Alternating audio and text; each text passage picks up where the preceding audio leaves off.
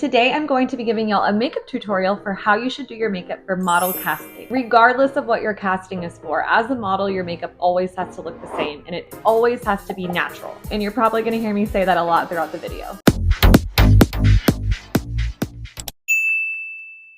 The reason casting wants to see you looking as natural as possible is because they have to be able to envision what you could look like with all of their hair and makeup and products on, because they want to put their vision into their ad, show, or whatever it is that you're going to the casting for. So they have to know what they can create on you. For those of you who don't know me, I'm a model and actor in the Texas market, local to Austin, Texas.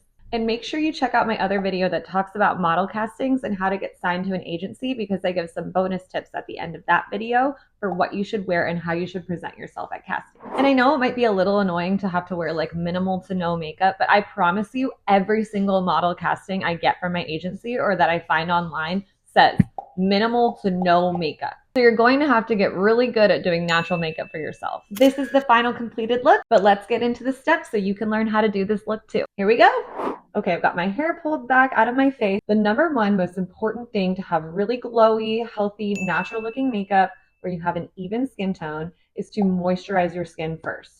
And with my moisturizer here, I'm using Revitalift by L'Oreal. It's got an SPF. It's just like a really nice, light, moisturizing feel to it. I also, for casting days, I will add in tanning drops. This is by Isle of Paradise, and they're the color medium self tanning drops. I honestly just got these for free. This company was handing out little gift baskets, and I actually really like them, so I've been using them. But they help to just give you a nice even tone, keep your skin moisturized while looking nice and fresh as well. So I'm going to put that on right now. Got my moisturizer here, and then I'll add a couple drops. Mix my drops with my moisturizer, and then I'm ready to put it on. I'm also going to add a little bit to my neck just to make sure it's an even color. I'm really going to blend at my jawline just to make sure that color is cohesive from my face to my neck. Voila. If you have a long day of castings, after your moisturizer has dried, that would be the time to apply a primer. I'm literally just taking a couple of visuals at home, so I don't really feel like I need it, so I'm not going to use it, but this is when I would put it on. Okay, so I start with my eyes, so I'm going to take my powder, my face powder, and I'm using It Cosmetics Your Skin But Better CC Airbrush Perfecting Powder in the color Light. And I'm just going to take a little bit on like a fluffy brush and just brush it across my lid to give me an even tone. The next thing I'm going to do is I'm going to take a fluffy eyeshadow brush, and I'm going to use this one's almost gone, but it's really just like a skin tone for my skin powder eyeshadow. You can find that anywhere. This one is Urban Decay, the color ABC Gum. I have no idea if they even make it anymore. But I'm just going to sweep it across my lid, not do it very dark, just keep it very, very light and natural.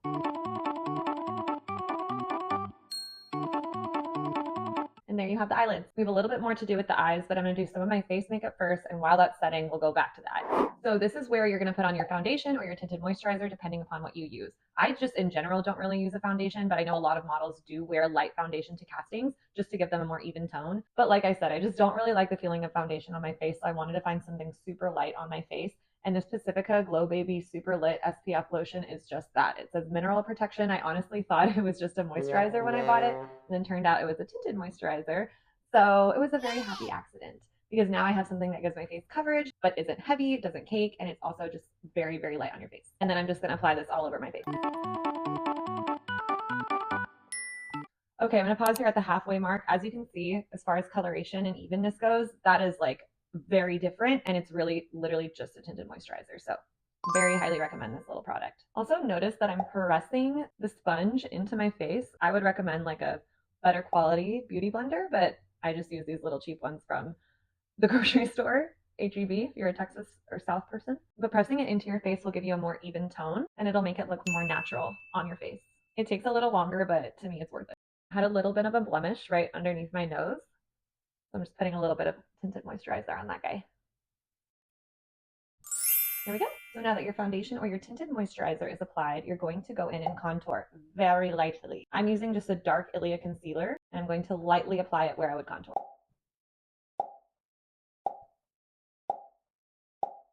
And I will blend it. Very subtle difference already.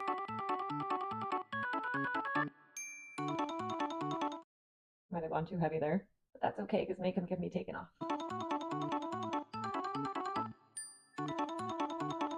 Okay, contour is done. So now I'm going to highlight with my Charlotte Tilbury Beautiful Skin Radiant Concealer in the color Fair. And I'm just going to highlight in the places where the light hits when you take a photo.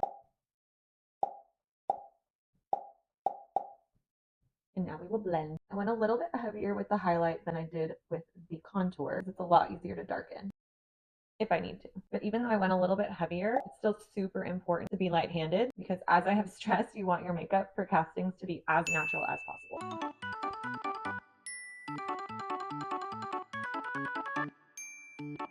Okay, all my blending is done, so now it's time to go back in with our face powder. So for face powder, I'm going to go back in with the fluffy brush, and I'm going to lightly press in the areas where you crease. Under your eyes, your nasolabial folds or your laugh lines, and then that middle part of your forehead. I'm going to press lightly. If you're like 25 and under watching this, you don't have to be as careful in those areas. Obviously, I don't have crazy wrinkles or anything, but I just want a nice translucent face as much as I can, and that's how you get it. Now on the chunkier parts that don't have the fine lines, I'm going to press it in with the sponge that my powder comes with, as such.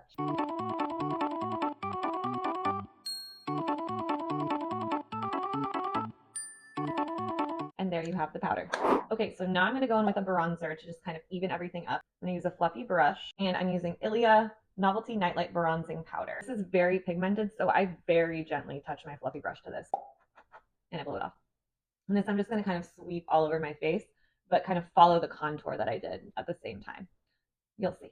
So you want to think about following the contour, and then you can also think about drawing the number 3 down your face.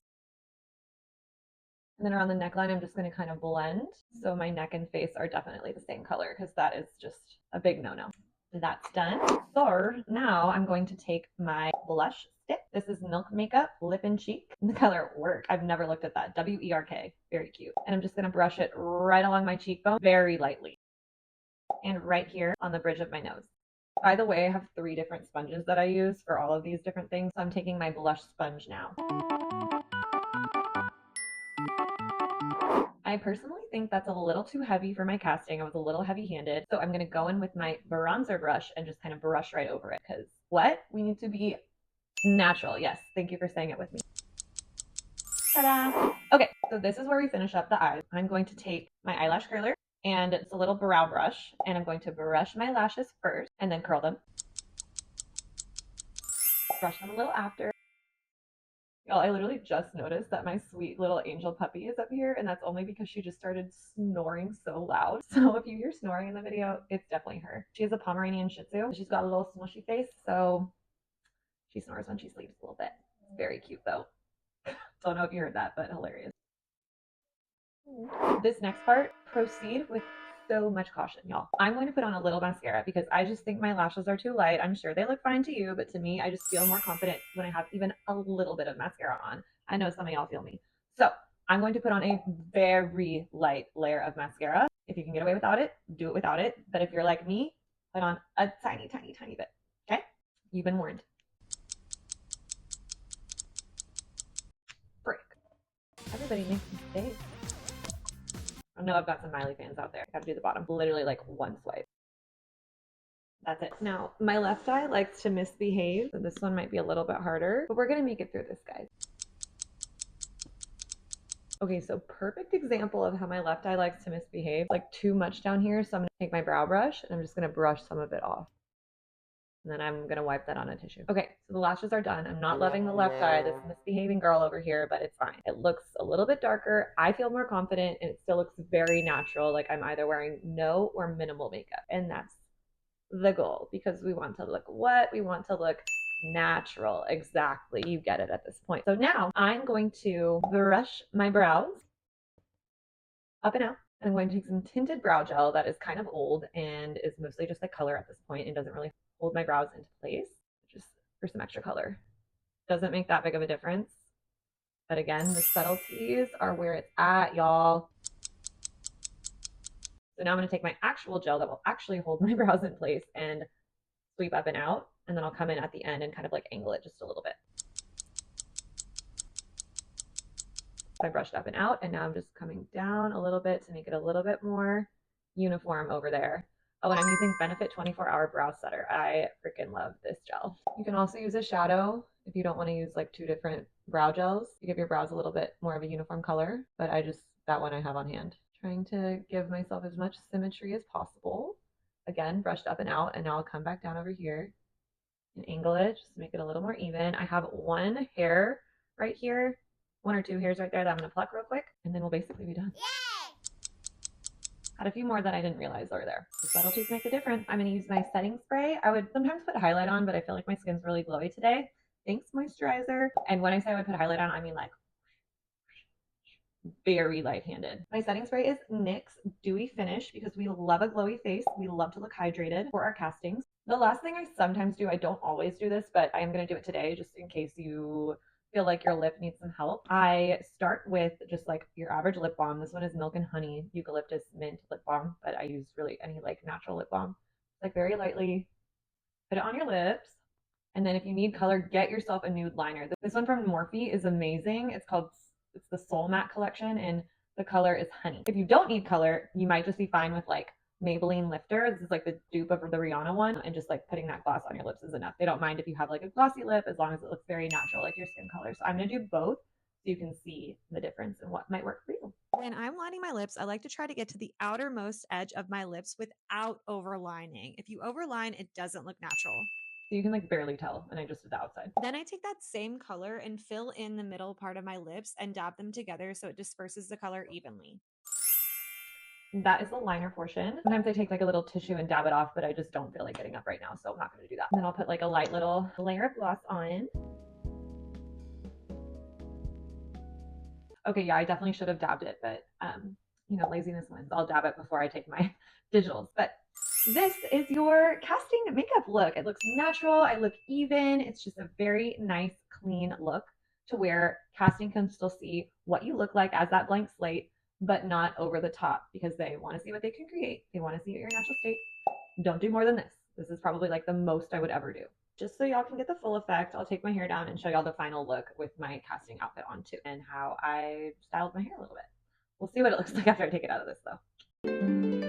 So as you can tell, my styled hair is no longer there because of the little ponytail I had it in. It was a satin ponytail holder, but I had her in tight. So I'm gonna just go fix that real quick and then I'll be right back. Okay, fix my hair. Just threw a little bit of soft curls in the front where my ponytail decided to crease my entire hair. So this is what you would do for a casting.